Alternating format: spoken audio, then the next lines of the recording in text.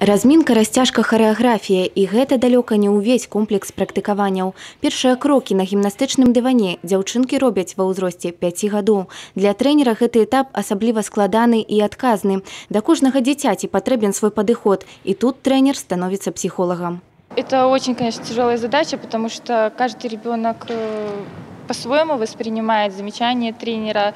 Нужно каждому уделить внимание, поставить руку, ногу, голову, то есть эмоции не должны выразить. Трэніроўкі займаюць па 3-4 гадзіны ў дзень. Не шкадуючы ні сіл, ні часу, спартсменкі працуюць ва ўсю сілу. І вынік, як той казаў, на твар, дакладней у заліковай кніжцы. На першынстве Беларусі алімпійскія надзеі па мастацкай гімнастыцы у сталіцы дзяўчынкі ва ўзросце 9-10 гадоў заваявалі бронзу.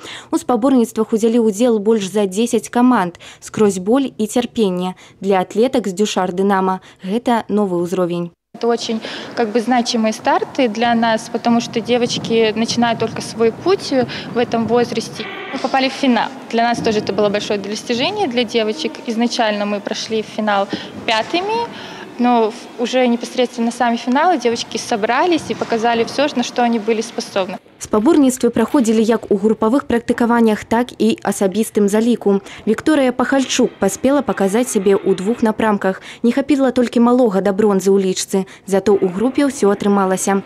Дзяўчынка прызнаецца, цяжка, але любоў да спорту закрывае усе крыўды і няўдачы. Сложно, потому что каждый день тренировка, очень рано вставать и очень долго занимаешься, трудишься.